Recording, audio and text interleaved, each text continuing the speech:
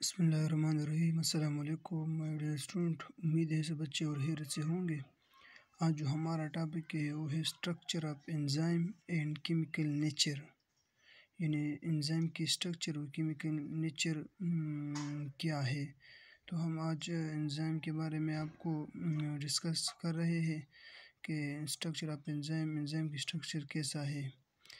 तो सबसे पहले मैं आप लोगों को ये बताना जा रहा हूँ कि एंजाइम की स्ट्रक्चर में आपको डरा रहा हूँ कि एंजाइम की स्ट्रक्चर किस तरह है। तो एंजाइम की स्ट्रक्चर कुछ इस तरह है। ये है एंजाइम की स्ट्रक्चर। तो सबसे पहले मैं आप लोगों को ये बताऊंगा कि एंजाइम किस से मिलकर बनता है, कि एंजाइम किस चीज़ से बना है। तो सबसे पहले मैं आपको बताऊंगा कि एंजाइम प्रोटीन से मिलकर बना है। Enzyme is made of protein. तो एंजाइम किससे बनता है? प्रोटीन से बनता है। और प्रोटीन के जो यूनिट है वो क्या है? वो है अमीनो एसिड। तो इसी तरह ये छोटे छोटे यूनिट इस एंजाइम के अंदर मौजूद होते हैं। इसी तरह इसके अंदर छोटे छोटे यूनिट मौजूद होते हैं। इस यूनिट को हम अमीनो एसिड कहते हैं, अमीनो एसिड। और अमीनो एसिड इस प्रोटीन की यूनिट है, तो इसलिए हम इसको अमीनो एसिड या प्रोटीन से मिलकर बनता है। ये एक एंजाइम, ठीक है। तो इसके बाद हम ये बताएंगे कि एंजाइम क्या काम करता है। तो पिछले लेक्चर में मैंने आपको बताया था कि एंजाइम की काम क्या है। अब हम ये बताएंगे कि जिस चीज़ पर एंजाइम एक्ट कर रहा है, जिस चीज़ पर एंजाइम काम कर रहा है, तो इसको क्या कहते हैं। यानी जिस चीज़ पर एंजाइम एक्ट कर रहा है तो इसको हम सबस्ट्रेट कहते हैं। सबस्ट्रेट, जिस चीज़ पर एंजाइम काम करता है इसको सबस्ट्रेट कहते हैं। और ये सबस्ट्रेट कहाँ मौजूद होते हैं? एंजाइम ये तो सारे एंजाइम के अंदर नहीं है, ये इसकी एक खास जगह है।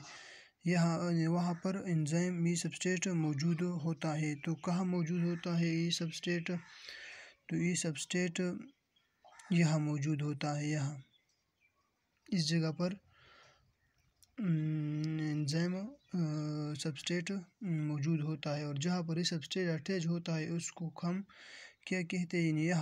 यहाँ ये सबस्ट्रेट मौजूद होता है, अटैच होता है।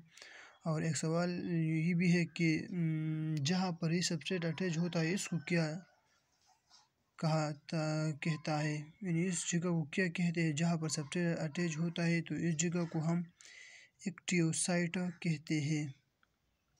जिस जगह पर सबस्ट्रेट अटैच होता है इसको हम एक्टिव साइट कहते हैं। यानी इस जगह को एक्टिव साइट भी कहते हैं क्योंकि यहाँ पर सबस्ट्रेट अटैच होता है। तो और इसके बाद हम एक्टिव साइट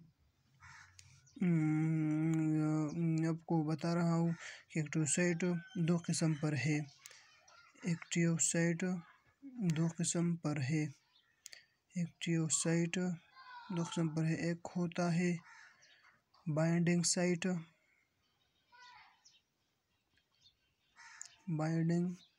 साइट, और दूसरा है कैटालाइटिक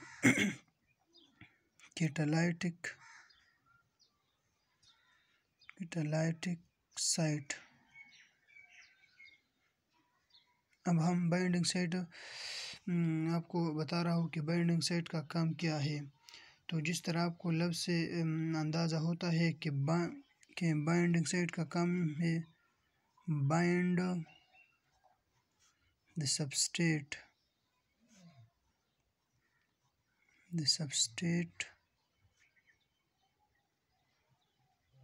and recognize रिकोगनाइज यानी सबस्ट्रेट को बाइंड करना और रिकोगनाइज यानी पहचानना कि हमारा सबस्ट्रेट है, ये बाइंडिंग साइट का काम होता है। यानी binding the substrate and recognize the substrate, यानी सबस्ट्रेट को बाइंड करना और रिकोगनाइज करना यानी पहचानना, ये बाइंडिंग साइट का काम है। और कैटालाइटिक साइट किस क्या काम है, जो जिस तरह आपको लफ्ज़ से अंदाज़ा हो रहा है कि कैटालाइटिक का मीन है तोड़ फोड़ करना, दो जहाँ पर ही तोड़ फोड़ हो जाता है इसको कैटालाइटिक साइट कहा जाता है। और इसका काम भी है कैटालाइज यानी तोड़ फोड़ करना, कैटालाइज इसका काम है। जहाँ पर ये सबस्ट्रेट कैटालाइज हो रहा है वहाँ इस जगह को कैटालाइटिक से साइट कहते हैं। और इस कैटालाइटिक साइट का काम है कि कैटालाइज करना, किसी चीज़ को कैटालाइज करना यानी तोड़ फोड़ करना, ये किसका काम है, ये कैटालाइटिक सेल साइट का काम है। अब इसके बाद हम आते हैं कि किस तरह ये कैटालाइटिक करता है, कि किस तरह सबस्ट्रेट को तोड़ फोड़ हो जाता है और किस तरह बनता है। तो सबसे पहले मैं आपको यहाँ पर एक एंजाइम का स्ट्रक्चर ड्रा करता हूँ। ई है एक एंजाइम, हम ई से डिनोट करता है, एक एंजाइम है। और यहाँ पर जो मौजूद होता है ये है सबस्ट्रेट, यहाँ पर जो मौजूद होता है ये है सबस्ट्रेट।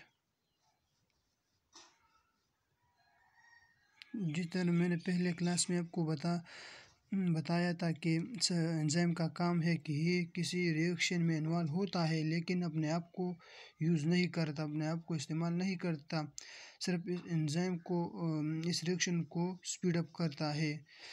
तो यहाँ पर जो सबस्ट्रेट मौजूद होता है ये एंजाइम इस सबस्ट्रेट को तोड़ फोड़ हो जाता है, यानी ये एंजाइम आते हैं और इस पर एक्ट करता है और ये सबस्ट्रेट छोटे छोटे यूनिट बनाता है ये सबस्ट्रेट से।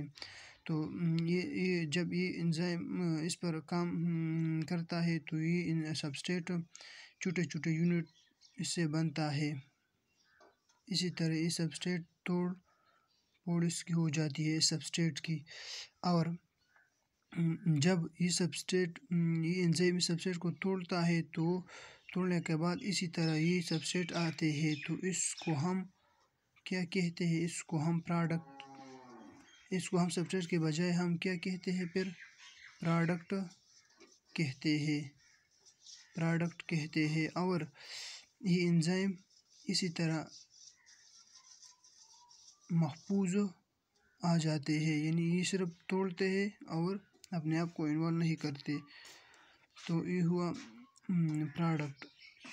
अब हम आते हैं कि होलो एंजाइम क्या है और कंप्लीट एंजाइम क्या है और एपो एंजाइम क्या है।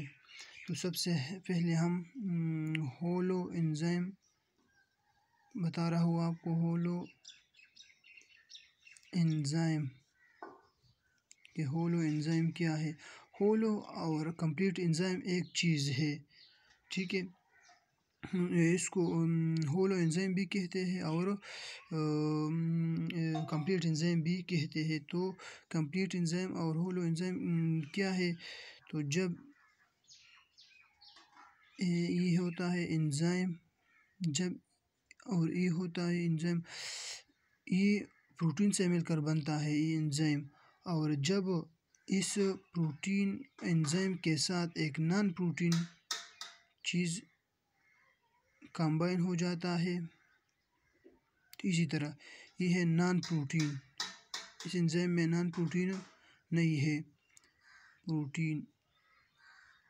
तो जब एक एंजाइम के साथ नॉन प्रोटीन अटैच होता है तो इसको हम होलो एंजाइम या कंप्लीट एंजाइम कहते हैं। तो इस एंजाइम को हम कंप्लीट एंजाइम नहीं कह सकते क्योंकि इस के साथ नॉन प्रोटीन है पार्ट अटैच नहीं है। तो जब एक एंजाइम के साथ नॉन प्रोटीन हिस्सा अटैच होता है तो इसको हम कंप्लीट एंजाइम कहते हैं या होलो एंजाइम भी कहते हैं। और अब हम आते हैं कि एपो एंजाइम क्या है। एपो एंजाइम क्या है। तो जब इस एंजाइम से, ये एक प्रोटीन एंजाइम है, इससे हम ये नॉन प्रोटीन हिस्सा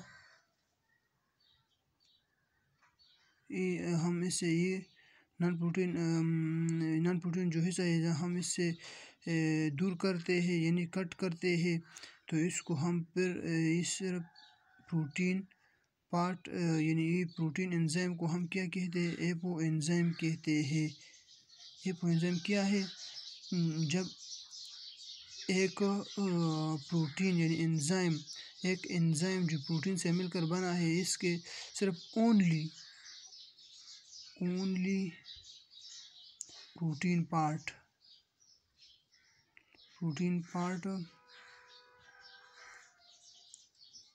of the enzyme, only protein part of the enzyme is called apo enzyme. और जब प्रोटीन पार्ट के साथ नॉन प्रोटीन भी अटैच होता है तो इसको हम होलो एंजाइम या कंप्लीट एंजाइम कहते हैं। तो ये वो हमारा टॉपिक जो मैंने आपको बताया। उम्मीद करता हूँ सब स्टूडेंट के समझ में आ चुके होंगे। अगर वीडियो क्लास अच्छी लगी तो लाइक, सब्सक्राइब और शेयर ज़रूर कीजिए। वस्सलाम।